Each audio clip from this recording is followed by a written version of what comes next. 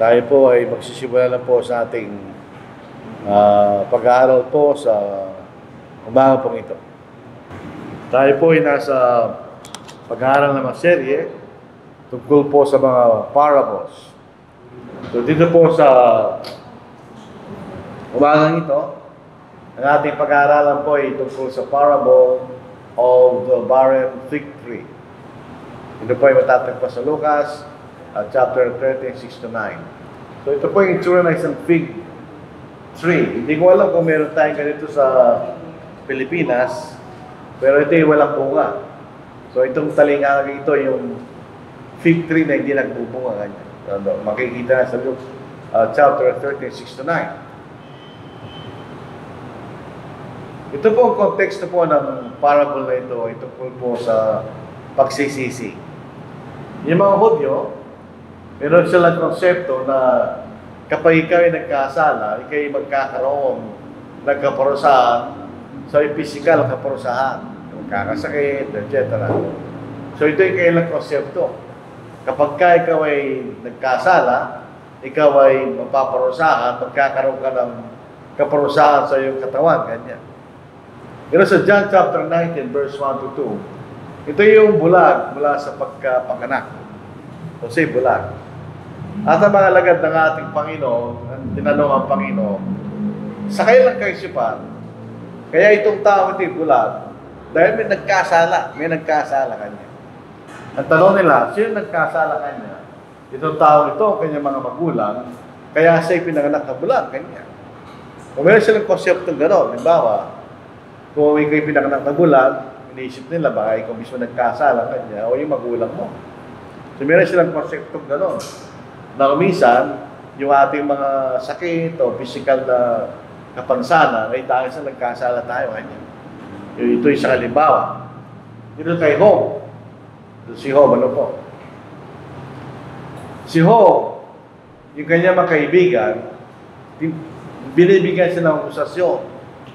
Kaya nagkakanya ka kanya dahil nagkasala ka kanya. Sasayin natin, is not your wickedness great? And your iniquity without end. Napakadakila na yung kasamaan kanya at walang katapusan, sabi nila. For you have taken pledges from your brother for no reason, and stripped the naked of their clothing. You have not given the weary water to drink, and you have withheld bread from the hungry. But the mighty men possess the land, and the honorable men dwell in it. You have sent widows away empty, and the strength of the fatherless was crushed. Hindi totoo yun. Dahil si Job ay pinagmamalaki ng Panginoon ng tanda-tapa. Sabi nga nung sa unang bahagi ng Job, sumama si Satanas sa mga anghel, sabi ng Panginoon ng Diyos, sa nagaling kanya, sa parito at paroo kanya sa lupa. Nakita mo na ba aking alagad na si Job kanya? At pinagmamalaki niya sa matuwid. So ito yung aksasyon ng isa sa mga kaibigan mo, hindi totoo. Kaya nangyari sa iyo ang kanya dahil nagkasala ka. So meron silang ganong klaseng konsepto itong mga Hudyo. Dito sa Luke chapter 13 verse 1, ito isang pangyayari na binanggit ng mga lagad ng Panginoon, pero hindi natin mababasa kung kailan nangyari at wala rin tayong mababasa sa isa na nangyari ito. Pero obviously ito yung nangyari kasi sinabi ng kanyang mga lagad. They were present at that season. Some who told him about the Galileans whose blood Pilate had mingled with their sacrifices. Taon-taon ang mga Hudyo, sila yung nag-aahi ng dugo para sa kanilang kasalanan. Dito sa pagkakataon na ito, pinatay ni Pilato yung mga Galileans at nahalo sa dugo na kailang niaahin kanya. So sila namatay. Pinatay sila ni Pontius Pilate at ang kailang mga dugo ay nahalo sa kailang ahin sa mga hayop kanya. This Luke 13 verse 4 naman. Ito naman po yung nataganan ng tower sa Siloam. At 18 tao namatay. So ang kaisipan dito ng tinatanong ng mga lagad, ano ba kasalanan nila? Bakit nangyari sa kanila yun? Bakit yung mga Galileans kanya, pinatay ni Pilato at nahalo sa dugo ng mga hayop ang kailang sariling dugo? Bakit itong mga tao ito na nataganan ng tower sa Siloam, namatay sila kanya. Ang konsepto ng mga Hudyo, dahil nagkasala sila, so ay nagkaparusahan ng Diyos sa kanilang ginawa, yun ang kanilang konsepto. So binibigyan ng, para ba mas masama yung pinatay ni Pilato kaysa sa mga dun sa namatay, ganyan. Totoo po, minsan ang ating mga pagkakasala ay mayroong mga consequence. Pag-iabot siya, you will suffer. Halimbawa, sa negligence, pinabayaan mo, so eventually, magkakaroon ng consequence laban sa iyo. O kaya, ikay inabuso mo yung katawan mo, o eventually, magkakasakit ka. O meron kang ginawang krimen, no? Ikay either mo mabibilago, ikay papatay, o sa katamaran. So, ito totoo yan, minsan, pag ang ating mga pagkakasala ay mayroong consequence na dadanasin natin. Pero pansinin natin, hindi sa lahat ng pagkakataon. Minsan, wala naman tayong kasalanan, pero nangyayari sa atin yun. So, sabi ng Panginoon sa 13 verse 4, sabi dito, sino bang mas masama kanya? Pinawasahin natin. Or those 18 on whom the tower in Siloam fell and killed them, do you think that they were worse sinners than all other men who dwelt in Jerusalem? Kanya. Isipin nyo, iniisipan nyo kanya yung mga nadaganan ng tower na yun. Kaya nadaganan sila dahil mas masama sila kanya kaysa sa ibang mga tao na nanangan sa Jerusalem kanya. Pagkatapos sa verse 5, do you suppose that these Galileans were worse sinners than all other Galileans because they suffered such things kanya? Hindi, sabi ng Panginoon, hindi totoo yun. Hindi ko may nangyari sa iyo kanya, ikay mas makasalanan kaysa sa ibang tao. Dito sa kaso ni nung nahulugan ng tower sa Siloam kanya, hindi naman ibig siya mas masahol sila makasalanan kaysa sa iba kanya. Na hindi nadaganan nung tower. Halimbawa, may bagyo. Yung ibang tao tinamaan ng kanilang bahay, tasira, at ikaw hindi. Hindi ibig sabihin na mas masahol silang makasalanan kaysa sa iyo. Ganon din yung mga pinatay ni Pontius Pilate, kanya. So, hindi totoo yun. Hindi ko mo tayo ay dumadanas ng mga ganong klaseng kahirapan na ibig sabihin, mas masahol tayong makasalanan kaysa sa iba. Ang punto ng Panginoon, imbes na tingnan natin na yung mga nagdurusa ay mas makasalanan, kanya. Ang ilagay natin sa kaisipan, lahat kayo kailangan magsisi kanya. Kasi later, makikita natin, lahat naman sila nagkasala kanya. So yung mga bagay na nangyari sa ibang mga tao, hindi dahil mas makasalanan sila. So pinupunto ng Panginoon, hindi ito mahalaga kanya. Bakit sila na nangyari sa kanila yun, kanya. Ang totoo niya, kanya, isipin natin sila mas masahol na makasalanan, isipin nyo, kailangan kayo magsisi kanya. Kung hindi kayo magsisisi, mangyayari sa inyo yung nangyari sa kanila. Ito sinasabi ng Panginoon. So, ito yung maling konsepto na yung mga iba, yung mga nagdusa ay mas masahol na makasalanan. Kaya kinakailangan silang mas magsisi kaysa sa iba kanya. Ang sabi ng Panginoon, ito yun. Yun sa Romans chapter 3 verse 23. Walang mas masahol na makasalanan kaysa sa iba. Ang katotohanan, lahat ng tao nagkasala kanya. Doon sa Romans chapter 3 verse 23. For all have sinned and fall short of the glory of God. Yun ang totoo. Hindi tinitignan ng Diyos ang degree ng ating kasalanan. Ang tinitignan ng Diyos, tayo ay nagkasala kanya. At ang kabayaran ng kasalanan ay hindi naman physical na paghihirap, kundi pagkahiwalay sa Diyos. Yun ang sinasabi ng Panginoon. Ang direct consequence ng ating pagkakasala, hindi idadalas ang kahirapan. Hindi. Kundi kayo maihiwalay sa Diyos. So, ang makasalanan, kailangan siyang magsisi kanya. Kaya ang Panginoon, hindi pa siya dumarating dahil binibigyan lang tayo ng pagkakataon magsisi kanya. So, ang punto ng Panginoon, kailangan tayong magsisi kanya. Yan sinasabi niya. Doon, ito ang kanyang katuruan. Imbes na tingnan nila kanya yung mas masakal yung iba, etc. Siya nagtuturo sa isang bayan na dapat sila ay concerned sa kalagayan nila. Kaysa humatol sila sa iba, dahil kaya nangyari sa mga tao yun yung bagay dahil mas makasalanan sila kaysa sa iba. Kundi ang kalagayan nila, kanya. Ang kalagayan nila, sila ay nagkasala sa harapan ng Diyos. Kaya kailangan silang magsisi, kanya. Tingnan ninyo dito sa Matthew 10 verse 5. Hindi sila, nung dumating ang Panginoon sa lupa, hindi siya pumunta sa mahintin. Pumunta siya sa mga Diyo. Dahil sila ay nagkasala kanya. Unahan muna ng Panginoon ng kanyang bayan na sila ay nawala, sila nagkasala kanya. Tingnan niyo sa Matthew 10 verse 9. These 12 Jesus sent out and commanded them, saying, do not go into the way of Gentiles. Huwag kayo pumunta sa mga lugar na mahintin, and do not enter a city of the Samaritans.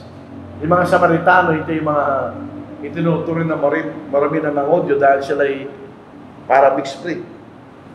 Ito yung mga Hudyo na nag-asawa ng ibang mga lahi, kanya. At di sila tinuturing na Hudyo. Sabi mo kayo pumunta na, sabi ng Panginoon. Punta kayo sa bahay ng Israel. At ang sinasabi rito, yung kanyang kalagayan, the lost sheep of the house of Israel, kanya. Ang kondisyon nila, sila yung makasalanan sa harapan ng Diyos. So instead na mag-focus sila na sila yung mas makasalanan ng iba kaysa sa iba, kanya. At sinaluturo ng Panginoon, kayo lahat yung nagkasala, kanya. At kinakailangan kayo magsisi. Yun ang mensahe ng Panginoon bago doon sa dumating yung talinhaga. So ito yung talinhaga, ano po? So ito yung sa English, yung Tagalog. Isinilaysay niya ang talinhaga o parable, ang isang tao may isang puno ng igos na nakatanim sa kanyang ubasan. Siya'y pumunta upang maghanap ng bunga roon, subalit walang nakita.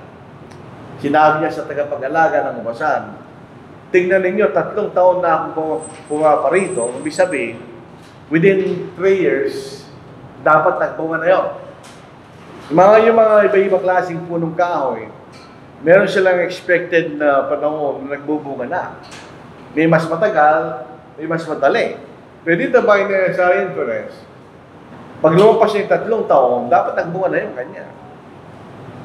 Tingnan ninyo, 3 taon na ako pumaparito na umaharap ng bunga sa puno ng ubas na igos na ito, at wala kang makita kanya. Putulin mo ito, bakit sinasayang ito ang lupa? Yun po yun naman ang dahilan na tayo nagtatanim ng punong kahoy na nagbubunga para mag-harvest tayo ng bunga niya. Eh kung hindi naman siya nagbubunga, ahanin mo yung punong kahoy niya. So yung mayari ng lupa, putulin mo na yung kanya. Pero yung tagapag-alaga, sumagot siya sa kanya, Panginoon, ayaan mo muna sa taong ito hanggang sa aking mahukayan sa palibot at malagyan ng pataba. At kung ito'y magbuo sa susunod na taon, ay mabuti, subalit kung hindi, maaari mo itong putulin. In other words, yung tagapag-alaga ng lupa, bigyan natin siya ng 1 taong kanya. Pag hindi pa siya nagbunga, sa loob ng 1 taong karagdagan na yun kanya, putulin na natin. Hindi na mababasa na sa English. So ito yung talinhaga. Naiksi lang siya, pero ito yung sitwasyon na may isang puno ng igos, na 3 taon na siya, pero hindi nagbubunga. Ano bang gagawin? Sabi ng, pagputulin na natin, sabi ng may-ari. Sabi ng tagapag-alaga, bigyan natin 1 taon kanya. Pag hindi pa siya nagbunga, doon na natin siya putulin kanya. So, ito yung puno ng ubas, o igos. Ito yung naglalarawan sa bansang Israel. Ibig sabihin, ang bansang Israel ay walang bunga sa harapan ng Diyos. Sila bayan na kinasya ng Diyos na maraming mabuting bagay, pero hindi sila nagpupunga kanya. Ito yung context na po nito. Pag nakita natin ito talinhagang ito, maunawaan din natin ibang talata kung bakit itinakwil ng Diyos ang bansang Israel. Sapagkat hindi sila nagpupunga kanya. Ito ay walang bunga. Kung babalik tayo sa Lumang Tipan, bagamat dito po ang larawan na ibinigay na ating Panginoon ay puno ng igos. Doon sa Old Testament, ito yung ubasan, kanya. Isahin po natin. Paawitin niyo ako sa aking pinakamamahal, ng awit na aking minamahal tungkol sa kanyang ubasan. Ang aking pinakamamahal ay may ubasan sa matabang turol. Kanya binungkalyon at tinalisan ng mga bato at tinamnan ng piling puno ng ubas. Nagtayo siya ng isang toring bantayan at sa gitna niyon at umukay doon ng isang pisaan ng ubas. At kanyang inintay na magbunga ng ubas, ngunit nagbunga ito ng ligaw na ubas. At ngayon, ang mga mamamayan ng Jerusalem at sa mga kalalaki ng Juda, katulad ninyo, inihiling ko sa inyo, ako at aking ubasan. Ano pa ang magagawa ko sa aking ubasan na hindi ko nagawa? Sino nakakaalam? Bakit nang aking hinihintay na magbunga ng mga ubas? Ito'y nagbunga ng ubas na ligaw. Ngayon, aking sasabihin sa inyo ang gagawin ko sa aking ubasan. Aking aalisin ang halamang bakod niyon, at ito'y susunugin, aking ibabagsak ang pader niyon, at magiging lupang iapakan kayo. So, ito yung kalagayan ng Israel nung panahon ni Isaias. Actually, technically, siya'y walang bunga. Dahil nagbunga siya ng ligaw na ubas. Siguro hindi matamis ng ubas. Kanya. Kasi sinunog yun, sinira. So in other words, may hanggan na basang Israel. Pag hindi pa kanya naging babunga, ito aking bayan na inilalarawan bilang mabasan. Susunugin ko ito kanya. Kasi ginawa ko na lahat kanya. Ano pang gagawin ko sa aking mabasan? So sa Old Testament, yan ang paglalarawan na binigay sa Israel kanya. Dito sa Jeremiah chapter 8 verse 13, ito'y sa galit ng Panginoon sa kanyang bayan kanya. I will surely consume them, says the Lord.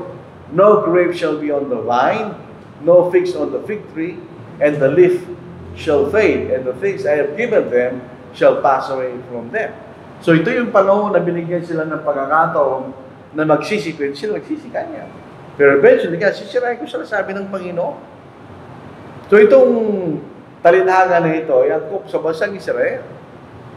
Mula po nung simula, hanggang sa ito'y takwil ng Diyos, gayon ang kalagayan ng bansang Israel.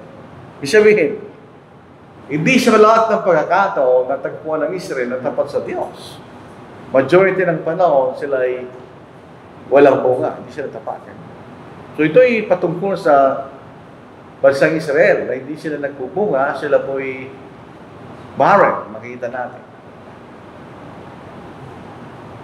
So ito nga po yung 3 years, kanya. So pupunta ko rito pa ng 3 taon, kanya. Nag-aalap ko ng bunga sa punang igos na ito, kanya, pero wala akong matagpuan, kanya. So, putulin na natin ito. Bakit sinasayin natin ng lupa? In other words, pwede tayo magtanong ibang halaman na magbubunga kaysa dito sa punang igos na ito, hindi naman kaya nagbubunga, kanya. May nag-iisip na ito yung 3 years, dahil ang Panginoon po ay 3 taon siya nangaral. So parang ito yung 3 taon na pangaral ng Panginoon sa lupa kanya. Pero mas maiging, hindi lang 3 taon yun. Minsan ang mga bilang sa Biblia, hindi sila literal. Ito yung naglalaro mas mahabang panahon, ganyan. Na ipinakita ng unti-unting pagdami ng walang katapatan ng bansang Israel. At ito ay nangyari na sila'y itinakwil ng Diyos nung itinakwil nila ang ating Panginoon bilang kailang tagapagligtas kanya. So ito buong, sabihin, ito yung buong kasaysayan ng bansang Israel. Na sa lahat ng panahon na yun, inalagaan sila ng Diyos, binigyan ng biyaya, pero sila'y patuloy sa kailang walang katapatan. Ito sa Old Testament, sila'y pinarusahan dahil sila naging alipin sa Babylon. Pagbalik nila, sila'y pasamantala naging tapat. Kasi rin natin ang katapatan na sa Ezra, kahit mahirap gawin, ginawa nila. Tinakwil nila yung mga asawa nilang hindi taga-Israel, kahit may mga anak sila kanya.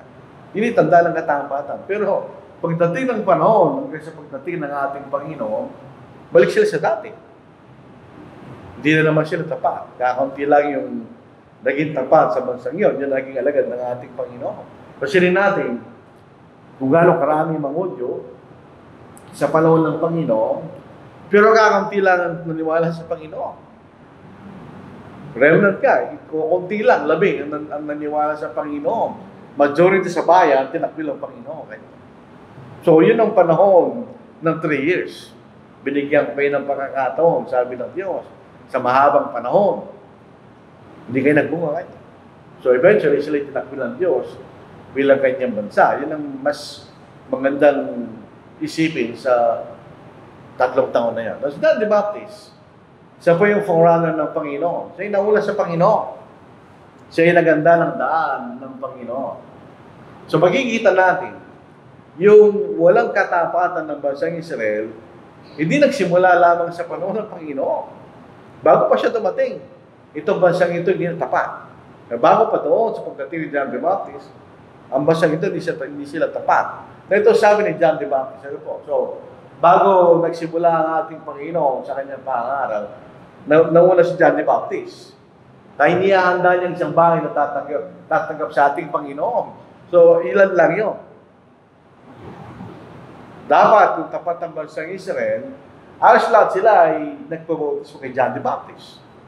Nagkakaunti lang, nagpabautismo kay John the Baptist. Kasama na yung naging apostol ng ating Panginoon. Pero nung nangangaral si John the Baptist, sinusumpanan niya yung mga kasalanan ng bansang Israel. Sinusumpanan niya. At gumamit din siya ng isang larawan, ng isang puno na kailangan putulin dahil nagbubunga. So, pagkakapareho po ng mga larawan na ginagamit doon sa Old Testament, ito yung larawan bilang kabasahan. Kay John the Baptist, bilang isang punong kahoy na dapat putulin dahil di nagbubunga. At doon sa ating parable, isang puno ng ubas, o uigos, na hindi nagbubunga niya, na kailangan ng putulin. Yung sabi niya, sabi ni John the Baptist. Ito po sa version po ni Luke. Then he said to the multitudes that came out to be baptized by him. Marami namang gusto magpapautismo kay John the Baptist. Ganun naman talaga yung tao, mga kapatid. Pag may isang hindi pangkaraniwan na nangyayari, ito yung sa John the Baptist, bigla silang naalala nilang Diyos. Sabi ni John the Baptist, brood of vipers. Pagka nababasa po natin itong lahi ng ulupong, ganyan. Kung babalik tayo sa Genesis chapter 3, verse 16, sino yung lahi ng ulupong? Kasi sila, yung ulupong at lahi ng ulupong ay nakipagdigma laban sa ating Panginoon, di ba? Balik po tayo sa Genesis chapter 3. Yung paglalaban po sa verse 16, ganyan. Sinabi niya sa babae, pararamihin ko, hindi dito babae. Malim-malim babae dito. Doon sa ahas, yung pagparusa po ng ahas, ano po, hanapin po natin. Magkakaroon sila ng paglalaban, ganyan.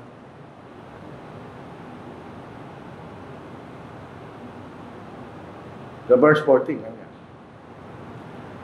Sinabi ng Panginoon Diyos sa ahas, ulo po, sapagkat ginawa mo ito at sinumpa ka ng higit sa lahat ng hayop, at nahigit sa bawat mainap na hayop sa parang, ang iyong tiyan ang igagapan mo. So, hindi ito ahas. Ang inisip natin ulupong rito ay yung ahas.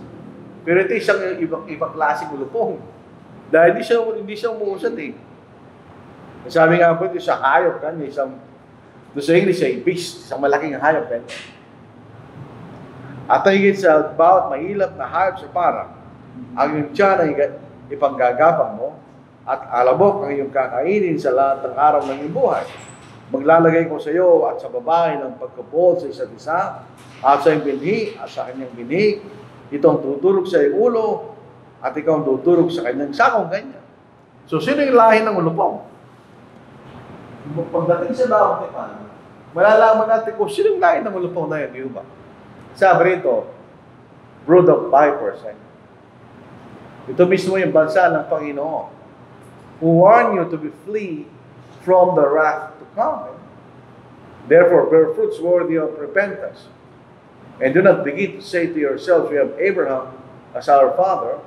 For I say to you that God is able to raise up children to Abraham from these stones. And even now the axe is laid to the root of the trees. Therefore, every tree which does not bear good fruit is cut down and thrown into the fire. So itong larawan na hindi nagbubuhat o putulin, consistent yun.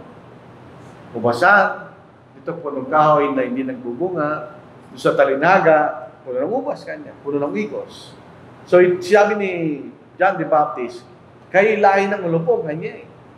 Hindi kayo tapat. Hindi kayo kaya nagbubunga, kanya. Kaya nalalapit ang kaparusahan sa inyo. Yun ang sabi ni John the Baptist. So, bago pa langal ng Panginoon, nauna si John the Baptist. So, sinasabi niya, kayo lahi ng ulupog. Ito yung basang Israel. Walang entin na binautismo si John the Baptist. Ang binautismo ay mga Hudyo, mga taga-Israel. Ito yung sabi niya kanya. Kayo walang bunga at handa ng putulin yung punong kahoy na hindi nagbubunga at susunugin kanya. So ito'y bago pa nagsimula ang Panginoon. So ito talagang naglalarawan talaga na ang bansang Israel ay walang bunga sa bilang bansa na inaasahan ng Diyos. Kung babalik tayo sa panahon po ni Isaias, ang bansang Israel ay iba. Iba ang kailang pagdadamit. Iba ang kailang kautusan. Iba ang kailang Diyos. Iba ang kailang pagkain. Iba ang kailang pagsamba. At nasa kailang biyahe ng Diyos. Ang layunin ng Diyos para sila magbunga kanya at may pakita na ibang bansa, bayan ko sa ibang mga bayan kanya. Yun ang layunin ng Diyos.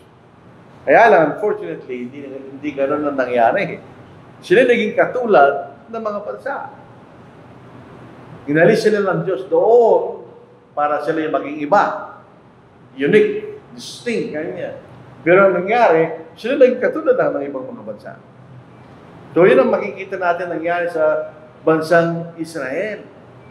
So, yung 3 years, kung literally, pag ito'y pinag-uusapan yung puno ng igos, yung 3 years, sapat na yan para magbunga kanya. So, yung 3 taon din, yung sapat na sila yung magbunga, ay nagpakita ng Diyos, ay naging patient sa bayan niya sa mahabang panahon. Isabihin, darating din na araw na sila puputulin ng Diyos. Kung patuloy na hindi sila magbubunga. So, yung literal na fig tree, 3 years talaga yun. At sapat na makapagbunga niya. Pero siyempre, hindi naman ito isang parable. Hindi siya literal 3 years. Hindi yung buong panahon naging patient ng Diyos sa kanyang bayan. So, balik po tayo sa parable. So, ito ang Diyos. Sa may-ari ng lupa. Hindi siya yung lain ng lupa. So, ibig sabihin, sa paningin ng Diyos, sapat na yung panahon ganyan na ibinigay ko sa bayan ito. So, dapat isang putulin. Takwil, ganyan, reject bilang yung bayan. Yung tagapag-ingat, maaaring ito yung ating Panginoon. Pwede natin isipin siya lang Panginoon. So, siya humingi ng panahon para mapatawad itong bansang ito, ganyan. Katulad ng siya nakapako sa krus. Sa Luke chapter 23 verse 34, ganyan. Panginoon, patawarin mo sila. Hindi nila alam kailan ginagawa, ganyan. Hindi nila alam. Hindi nila naunawaan, ganyan. Hindi nila naunawaan yung consequence ng kailan ginagawa, ganyan. Kasi mayroon naman silang isip. Alam naman nila na pinatay nila yung Panginoon. Desisyon nila yun. Pero hindi nila naunawaan yung ginagawa nila kanya. Patawarin mo sila. So, maaari ganun ang pagtingin natin doon sa discussion ng may-ari ng lupa at sa tagapag-ingat ng lupain. Pero actually, titingnan natin. Ang point lang dito ay yung long suffering ng Diyos. Binigyan sila ng panahon ng Diyos kanya para maipakita kailang bunga. Paulit-ulit na ginagawa ng Diyos yun. For instance, dito po sa Numbers, chapter 14, 11 to verse 20. Kung babasahin niyo yan, ito yung pagkakataon na nagsugo si Moises na 12 spies. Nung pagbalik ng 12, yung 10, sabi nila, hindi tayo pwede kanya. Napakalaki nila, malaking nakapangyaari sila kanya. Yung 2 spy na tapat, si Caleb at saka si Joshua, pwede natin pasukin kaya natin. Nainis ang Diyos. Sabi ng Diyos kay Moises, papatayin ko ng bayan ito kanya. At magsisimula ko ng isang mas dakilang bayan sa pamamagitan mo kanya. Kaya lang argument ni Moses, kung gagawin ito, actually, pagkalang pagkakataon na ito, maalala po natin. Yung unang pagkakataon, ay nagawa sila ng Diyosa. Naalala po natin yun. Nagtatagal si Moises sa bundok at nanginig ng bansang Israel. So sila nagpagawa ng ginunduang baka kay Aaron. Nasabi rin ng Diyos kay Moises, papatay ko ng bayan ito, kaya magsisimula ko sa iyo. Ganon din nasabi ni Moises kanya. Anong sasabihin sa iyo ng taga-Egypto kanya? Inaris mong bayan para patay mo sa ilang kanya. So dito sa Numbers, ganon din. Inulit lang ni Moises yun. Anong sasabihin sa iyo ng taga-Egypto kanya? Kung papatay mong bayan mo sa ilang kanya. So ginawa ng Diyos. Kaya dahil ayaw nilang pumasok. So tandaan po natin, ang inihingi natin sa Diyos. Ang hinihingi nila sa Diyos, ayaw nila pumunta ron. So, di sila pinapasok ng Diyos. So, 20 years and above, hinintay ng Diyos na mamatay sila. So, yung 20 years below, yun ang nakapasok sa bansang Israel. So, after 40 years, patay na lahat yung 20 years and above. So, yung 20 years and below, mga matanda na rin sila noon. Tansinin natin.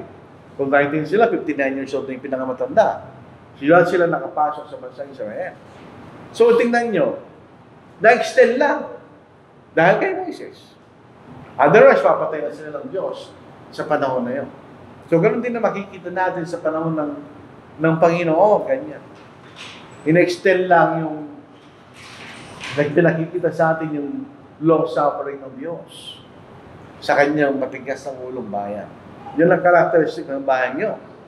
Matigas ang ulo kanya. Hindi sila actually tapat sa Diyos. Kaya lang sila pinaserve ng Diyos dahil sa pangako ng Diyos kay Abraham na sa pamagitan ng kanyang bini ay pagpapalala ng tangka sa lupa.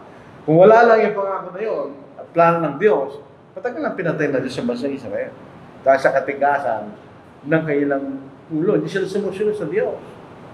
So, tingnan ninyo.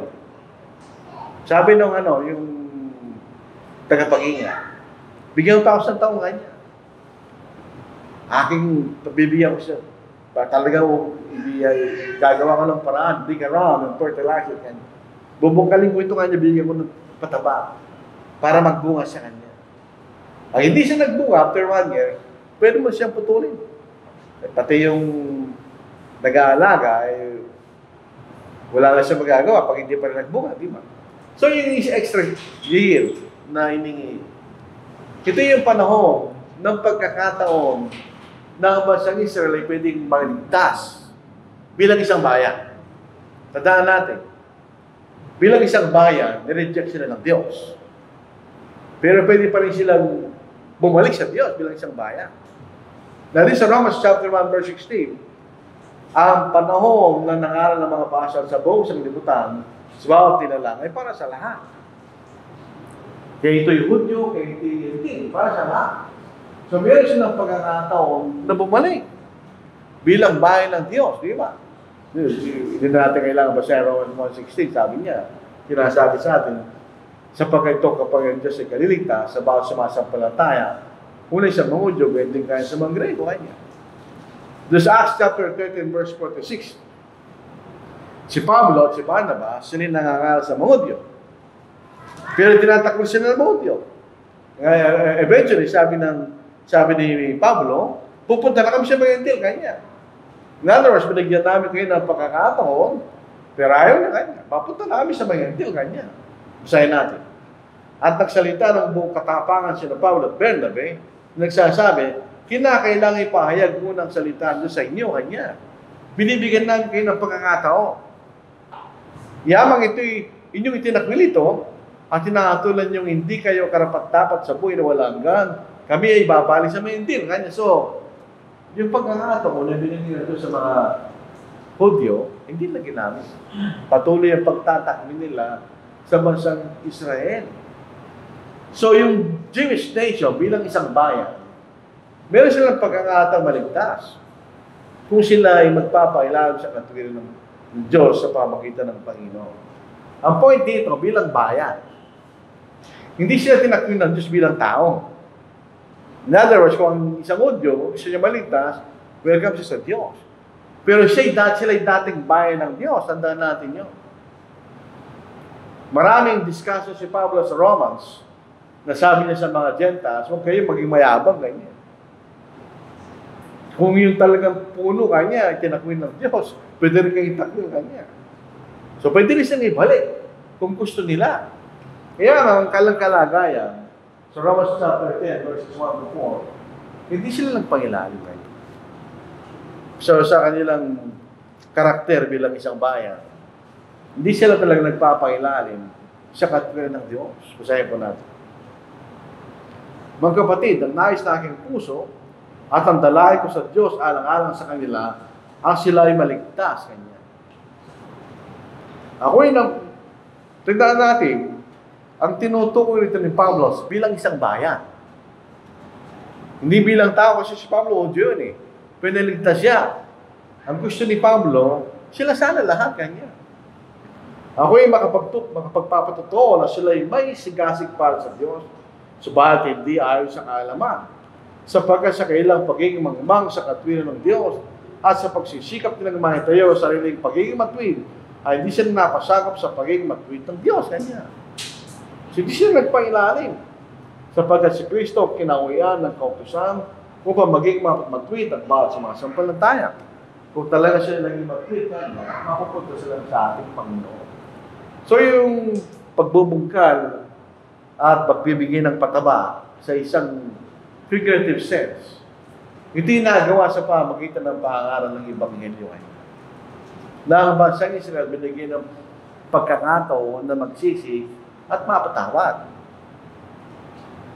ng Diyos. Pero unfortunately, hindi ayaw nila. So dito po sa Gawa, basahin natin. Sa Gawa chapter 5 verse 31. So ang pattern ng Diyos, pareho-pareho lang. Binibigyan tayo ng pagkakataon palagi na manubalik sa Kanya sa atin kung bibigyan natin ng pagkakataon. Siya'y tinaas ng Diyos sa kanyang kanang kamay bilang pinuno at tagapagligtas upang bigyan ng Israel ng pagkakataong magsisi kanya. Tandaan natin, ang ginamit na salita, Israel kanya. Bilang bansa, sabi siya. Para magsisi. At nagkapatawaran ng mga kasalanan, binigyan sila ng pagkakataon kanya. Pero unfortunately, hindi nila ginamit. Hindi sila bumalik sa Diyos. So makikita natin, yun ang point ng parable. Yun ang point ng parable. Dapat na pinudro mo na yan. Binigyan pa rin sila ng pagkakataon. Pero hindi sila nagbalik sa Diyos. This is 20 verse 21. Ito yung patungkol sa pangaral ni Apostle Paul. Na nagpatutuo sa mga Hudyo, hindi sa mga Grego, tungkol sa pagsisisi, tungkol sa Diyos, at pananampalataya sa ating Panginoon Yesu Cristo. So, walang discrimination. Pwede sila magbalik bilang isang bansa. Ayaw nila So, hindi sila naligtas bilang isang bansa. Yan ay malungkot dahil sila yung bansang pinili ng Diyos na pagalingan ng ating Panginoon. Sila yung bansang pinili ng Diyos na pinagkatiwala kanyang kautusan at ang mga pangako kanya. Ironically, sila hindi naligtas bilang isang bayan. Mas marami pa naging mga Kristiyanong galing sa mga Gentil kaysa sa mga Israel. Itong parable na ito, bitin. Hindi sinabi sa atin ng parable kung ano naging tugon o ano naging bunga ng isang taon. Wala, nandito na sa doon Pero alam natin kung ano nangyari, di ba? Doon lang sa pinasa natin kanina. Alam natin, hindi sila tumugon. Hindi sila nagbunga. Ito yung destruction of Jerusalem. Sila po ay nireject ng Diyos. Yung templo sa Jerusalem, yun po ang simbolo ng pagkakaroon ng fellowship ng Diyos sa bayan niya. Wala naman ng Diyos sa templo nasa langit yun. Yun ang simbolo na sila yung bayan ng Diyos. Sa Matthew 24, verse 1 hanggang verse 2, nang ipinakita ng mga alagad ng Panginoon ang mag-usal ng templo, sabi niya, di ba niya nakikita ang lahat ng ito? Katotohanan sinasabi kasi walang bato sa ibabaw ng bato na hindi gigiba, kanya. Sabi ng Panginoon, gigibayin lang yan, kanya. Magigiba lang ang templo yan, sabi ng Panginoon. Doon po sa aklat ni Josephus, yung templo ay sinira sa panahon ni Vespasian, sa pamagitan ng kanyang anak, si General Titus. Pinaligiran nila yung Jerusalem hanggang sa masira nila yung templo. So, nung nasira yung templo, yung destruction ng Jerusalem, yung templo sa Jerusalem, ito rin yung pagbagsak ng bayan ng bansang Israel. Ito nangyari ng 70 AD. Mula noong 70 AD, walang bansang Israel.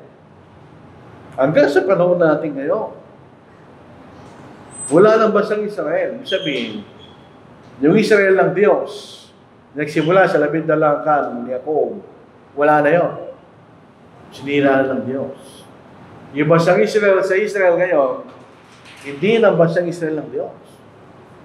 Yung bansang Israel sa Israel, hindi naman mga Israelite yung mga tao doon. Halo-halo sila. At wala ng purong Udyo. Paano malalaman kung Udyo ka, wala ng record ng saling lahi kung saan ka nanggaling? So, ibig sabihin, hindi na mga tunay na Udyo yung mga yun. Ngayon, meron sila lahi ng Udyo.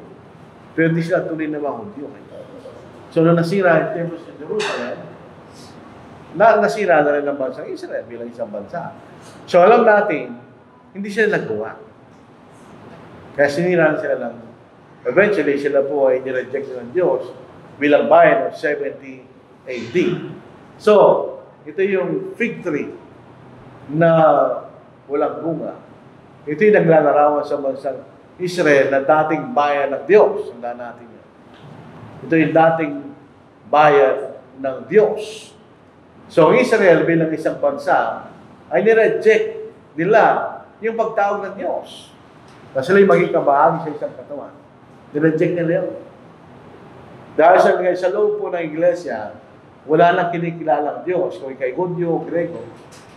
Lahat ng mga tao na maging Kristiyano, sila isa kay Kristo Jesus. Ito yung malibit nating binabasa. Sa Efeso 2:14-16, giniba niya ang pader ng pag-ihiwalay kanya, yung council ng Moises. Para pwede magsama yung Hudyo at Gentil sa isang katawan na walang iba kundi ang iglesia. Sa Galatians 3:28, lahat ng kanyang tumalima sa Ebanghelyo ng ating Panginoon, sila ibinhin ni Abraham kanya. Di basahin po na. Walang Hudyo o Grego, walang alipin o malaya, walang lalaki o babae. Huwag natin isipin dito walang babae lalaki, na yung babae pwede maging elder, maging maaral, hindi na sinasabi dito. Ang sinasabi dito yung karapatang maligtas. Walang babae, walang lalaki. Sapagkat kayong lahat ay isa kay Kristo Jesus.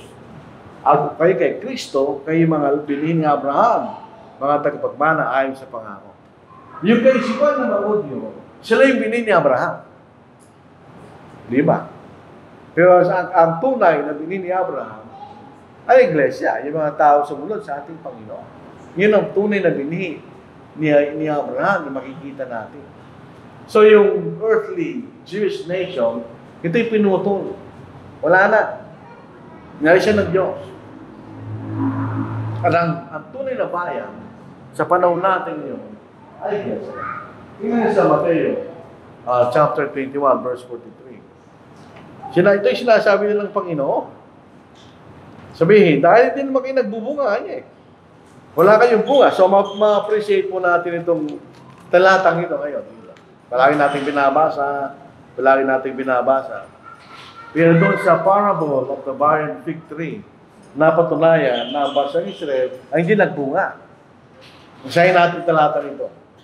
Kaya sinasabi ko sa inyo, kukunin sa inyo kaharan ng Diyos kanya eh. Bakit? At ibibigay sa isang bansa, magbibigay ng bunga nito kanya. So, anong dahilan? Hindi nagbunga kanya. So, ibibigay ito sa ibang bayan na magbubunga. Ano yung bayan na yun? Dito sa 1 Peter chapter 2 verse 9, itong mga salitang ito, babalik ka sa Exodus. Doon sa chapter 19, di ba? 5 and 6. Ito mismo yung pananalita na ginamit ng Diyos. Ito yung inulit sa iglesia kanya. Basahin natin. Sa tunay, the 1 Peter. Minsan dito mas maganda yung King James.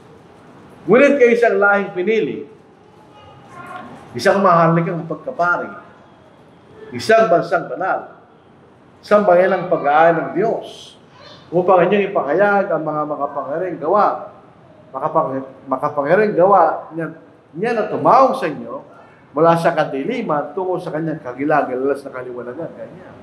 Yung sabi rito, kayo ang siyang lahing pinili. Kanya. Yun ay dating Israel. Sila ay pinili ng Diyos mula sa lahat ng mga bansa.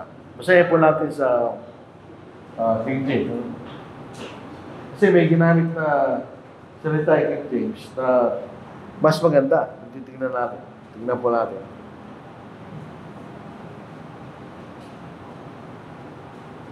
Minsan, kahit hindi ka magdala ng Biblia, may lagay mo sa cellphone nyo. Sabi din sa King James, meron po kung gusto nyo i-upload to sa cellphone nyo, New Bible kanya, iba-ibang klaseng sali nandito. English, Tagalog, Kapampangan, Bisaya, etc. But ye are a chosen generation, a royal priesthood, a holy nation, a peculiar people kanya. Yung peculiar na iba kanya, na iba kayo. That ye should show forth the praises of Him who has called you out of darkness into His marvelous light. So, ang punto sa Pedro ay naiba. So, kaya, itinakwil ng Diyos sa bansang Israel, hindi sila nagbunga. Hindi siya nagkasala sila, pwede sila magsisi at magbalik sa Diyos. Hindi sila nagbunga niya. Kaya sila pinutol at inalis sa kanila ang kaharian.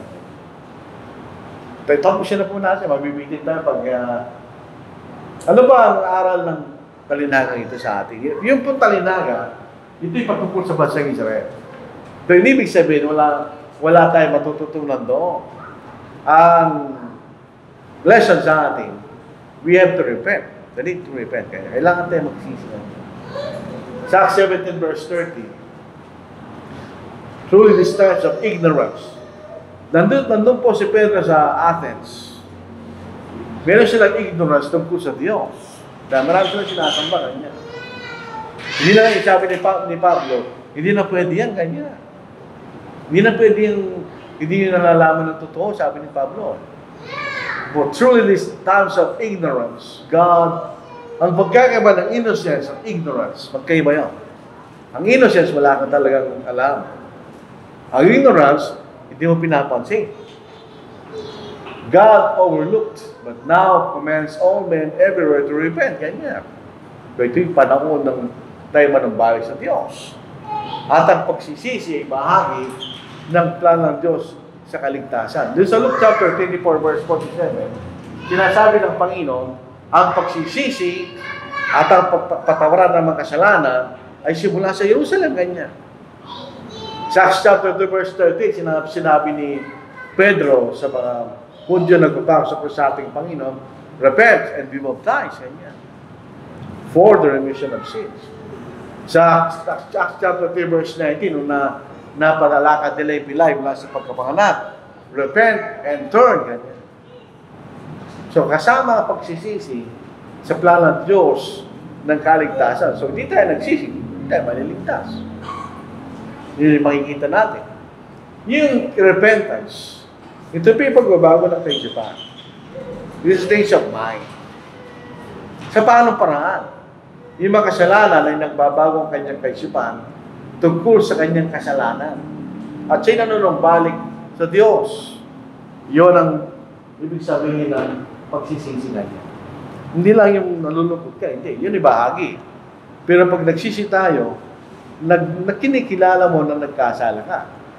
At kinakailangan magbalik sa Diyos. Yan ang pagsisisi. Basahin natin. Sa 1 Thessalonians chapter 1 verse 9. Ito po mababasa natin.